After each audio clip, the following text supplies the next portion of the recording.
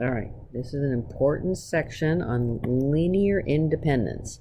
First, I need to make sure you're really comfortable what the trivial solution is. So trivial solution is the solution to ax equals 0. So the trivial solution is the x vector equaling the 0 vector. So all the x's equaling 0. So when does a system have a trivial solution? When it's homogeneous. And homogeneous means equal to 0. Equal to the 0 vector. Okay, so let's talk about what we have here. So we have a set of vectors. They are linearly independent if, when I take numbers in front of the vectors, that the only way I get a solution, the only solution is the trivial solution. So there's no relationship between the vectors except if I put zeros in between them. That's the only way I can get to 0. If I have a set of vectors, they are called linearly dependent if not all of the x's are zeros, if there's some relationship between some of the vectors to get me to 0. All right, remember, a non-trivial solution means there is a free variable. All right, let's look at checking for linearly dependent. All right, so if I just have a set of 2 vectors, I just can look at it and think about it. If one is a multiple of the other, then they're dependent, and it's not independent. If I'm looking at a set of vectors, and one of them is the 0 vector, then I've got a dependent set, because there's a way to get to the relationship between them to be 0. If I have a set that contains more vectors than entries, then I know that set is linearly dependent.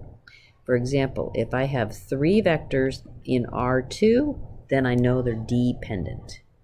All right, let's go through some examples. So if I have these 3 vectors, so just kind of looking through it, they don't look like they're multiples of each other. Not any one of them is a 0 vector. I'm in R3, and I do not have more vectors than entries. All right, so I need to go through and solve. So that means I'm looking to see this. Are there numbers x's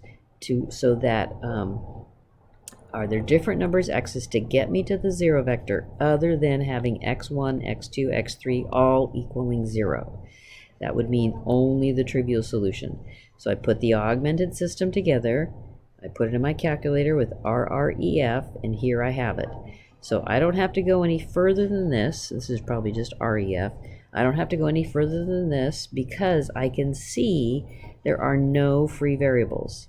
This last row would give me -3x3 equals 0. And then continuing back up the chain, I see that there's only the trivial solution. So only 0, 0, 0 works. So that means this is a linearly independent set of vectors. Okay, so let's remind ourselves of what it means that they're dependent. If one of the vectors is the 0 vector, if one is a multiple of another, or if there are more vectors than entries. All right, looking at this example, I have 3 vectors in R2.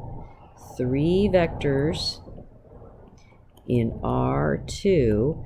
I have more vectors than entries, so therefore they're dependent. All right. Here I have a set of 2 vectors. Doesn't look like they're multiples of each other. There's not more vectors than entries. These are independent.